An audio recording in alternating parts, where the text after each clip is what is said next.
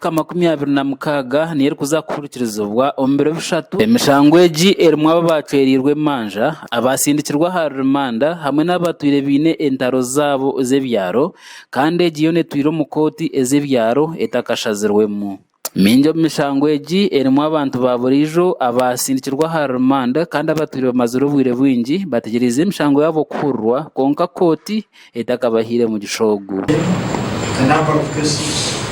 Of 2011, the majority of the cases are 2014 and 2016.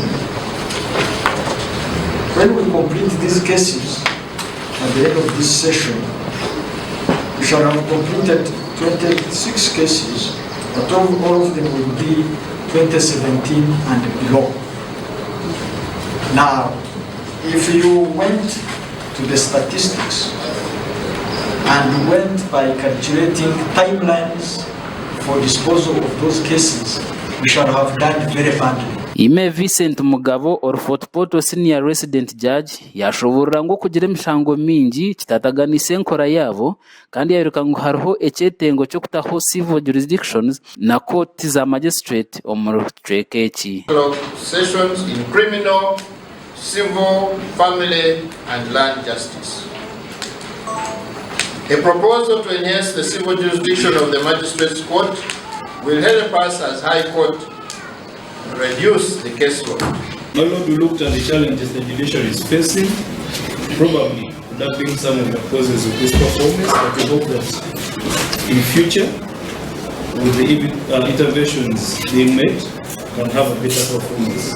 Justice Richard Butera ori umuhezi wa Chief Justice wa Uganda obuyabari yahamukora gwo kutandikaho kushitamoku yayoreka ngo hariho ecyetengo cyo kuyahemeshangwe mikuru kandi ekindi kiza kucendeza hamishangiryo mu Kooti. And that's why we insist that we shall do all the cases first. Despite the analysis, we shall do all the cases first because then we are dealing with people who have been serving in this case since that long time. We want to finish those and we are insisting on disposing backlog first.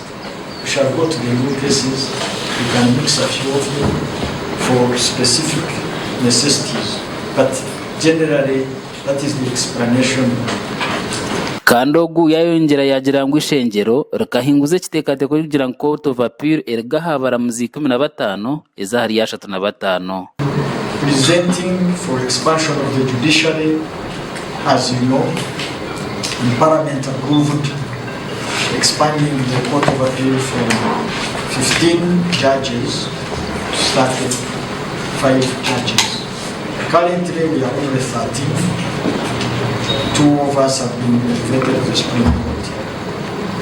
We hope this financial year that we will get 2 judges appointed to fill the old structure of 15. Court of Appeal kandi eriyo koti ya kabiri nkuru mu ihanga neza kubermu abaramuzi abarayembashare emishango egi kandi abarmu Honorable Justice Geoffrey Kiyabwire, Honorable Justice Muzamiru Kibedi, Lady Justice Margaret Tiburia. Both indicated that the Court of Appeal was the worst performing in terms of completion of cases with a disposal rate of 7.51%. My Lord, the members are not satisfied with this kind of performance because it also does not reflect well on the Court of Appeal. Ime Vincent Mugabo yayongera yashobora ekizwe abasivinjo mu prisons kandi na ombihome ebyabantu. I visited the Fort Portal Remand Home on the 25th of September this year, and at that time it had 103 juveniles. Kandi uriyo muhezi wa Chief Justice Richard Butera yashobora ngo centers ibiri niza kwigurwaho emo mu ruguru endijo muri Mbara kandi eze niza kuyambaho emishango kucendera. We can start off by expanding to 2 regional centers, and that will be Buru and Marala. We hope we get funds this financial year to start construction in those 2 stations. Otherwise, Gasha kwa Justin Nyakisiki habwa Sky TV ya Genshonga.